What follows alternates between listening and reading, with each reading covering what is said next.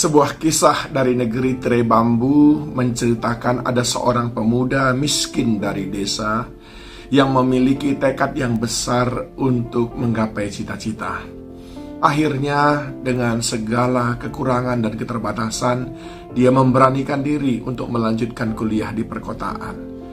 Dia mencoba melakukan pekerjaan apa saja, namun tentulah waktu yang terbatas dan juga pengalaman yang tidak ada membuat dia hanya bisa mengerjakan hal yang sangat-sangat biasa pula. Maka sudah bisa dibayangkan hasilnya pun sangat terbatas. Sementara orang tua sama sekali tidak bisa menolong. Maka untuk menyambung hidupnya setiap hari, dia datang ke sebuah warung makanan yang sederhana pula di pinggir jalan dan selalu meminta kepada pemilik warung nasi bungkus hanya pakai kuah dan sayur saja. Dan pemilik warung pun melihatnya lalu merasa iba, sehingga setiap kali anak itu datang, mereka selalu menyembunyikan sepotong ikan, sepotong ayam, ataupun sepotong daging di bawah nasi itu. Dan sebelum anak itu kembali, dia selalu berkata, "Besok datang lagi ya." Demikianlah akhirnya anak itu selalu mendapatkan belas kasihan dari sang pemilik warung. Waktu cepat berlalu, dan anak itu pun akhirnya selesai kuliah lalu meniti karir. Suatu hari pemerintah kota mengatakan warung tempat berjualan itu harus digusur. Dan bingunglah sang pemilik warung, saudara. Maka terdengarlah berita itu di koran bahwa ada perluasan jalan dan seterusnya. Tiba-tiba seorang yang berpakaian rapi datang menghampiri sang orang tua yang pemilik warung itu dan berkata, "Bapak dan Ibu diundang datang ke kantor kami oleh direktur kami untuk mengelola kantin di sana." Lalu bapak dan ibu sang pemilik warung itu pun kaget, bukan kepalang, karena dia tidak tahu siapa yang mengundangnya. Tiba di kantor itu, betapa kaget dia melihat seorang anak desa sederhana yang dulu dia tolong, kini menjadi seorang pemuda yang gagah luar biasa dengan pakaiannya yang rapi, ada di kursi yang empuk sebagai seorang direktur. Ketika bertemu, sang direktur itu yang dulu adalah hanya memesan nasi bungkus pakai kuah dan sayur saja, memeluk mereka berdua sambil menangis dan berkata, "Saya sudah mendengar apa yang sedang terjadi, dan saya kira itu adalah cara Tuhan untuk memberi saya kesempatan menolong Bapak dan Ibu dan menunjukkan bahwa saya tidak lupa dengan apa yang Bapak dan Ibu pernah perbuat untuk saya.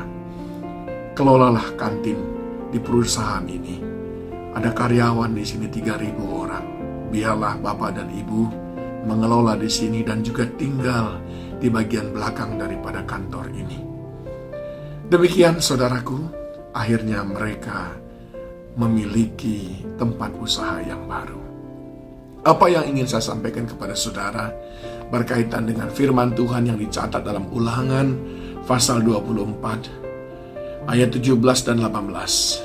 "Haruslah kau ingat bahwa engkau pun dahulu budak di Mesir, dan engkau ditebus Tuhan Allahmu dari sana. Itulah sebabnya aku memerintahkan engkau melakukan hal ini." Haruslah kau ingat, atau jangan lupakan.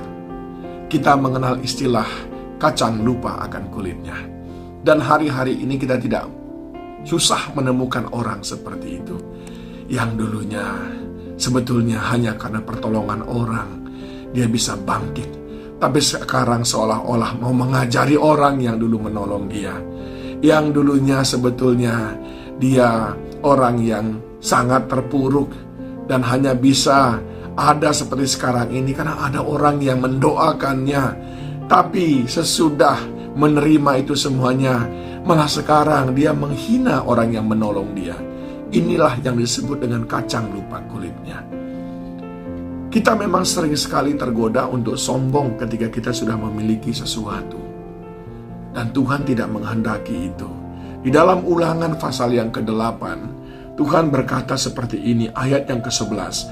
Hati-hatilah supaya jangan engkau melupakan Tuhan Allahmu dengan tidak berpegang pada perintah, peraturan, dan ketetapannya yang kusampaikan kepadamu pada hari ini. Dan supaya apabila engkau sudah makan dan kenyang, mendirikan rumah-rumah yang baik serta mendiaminya, dan apabila lembu sapimu dan kambing dombamu bertambah banyak, dan emas serta perakmu bertambah banyak, dan segala yang ada padamu bertambah banyak, jangan engkau tinggi hati, sehingga engkau melupakan Tuhan Allahmu yang membawa engkau keluar dari tanah Mesir, dari rumah perbudakan, dan yang memimpin engkau melalui padang gurun yang besar dan dahsyat itu, dengan ularnya yang ganas, tanahnya yang gersang, dan dia juga yang memberikan kau air untuk engkau minum.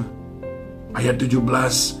Maka janganlah kau katakan dalam hatimu, kekuasaanku dan kekuatan tanganku lah yang membuat aku memperoleh kekayaan ini. Tapi haruslah engkau ingat kepada Tuhan Allahmu, sebab dialah yang memberikan kepadamu kekuatan untuk memperoleh kekayaan, dengan maksud meneguhkan perjanjian yang diikrarkannya dengan sumpah kepada nenek moyangmu seperti sekarang ini. 19. Tetapi jika engkau sama sekali melupakan Tuhan Allahmu dan mengikuti Allah lain, beribadah kepadanya, sujud menyembah kepadanya, aku akan memperingatkan kepadamu hari ini bahwa kamu pasti binasa. Kacang lupa kulitnya, itulah yang sering terjadi. Tentu saya tidak ingin kita mengalami hal yang sama.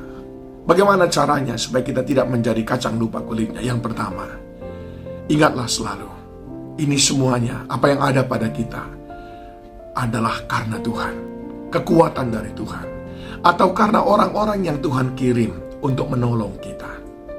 Oleh sebab itu, ucapkanlah syukur, berikan persembahan, berikan hadiah kepada orang yang menolong kita, yang dipakai Tuhan menjadi alat.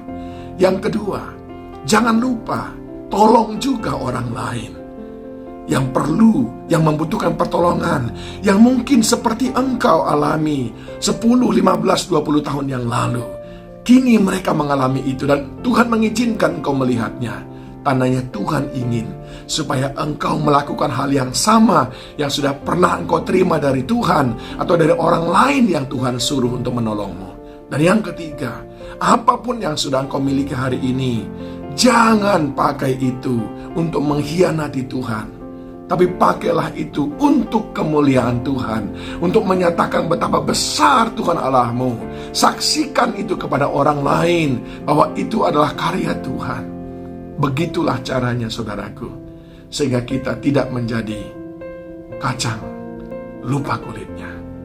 Ingat, bersyukur dan memberikan persembahan kepada Tuhan sebagai ucapan syukur, atau kepada orang-orang yang menolongmu. Kedua, tolong orang lain yang sekarang mengalami seperti yang kau alami dulu.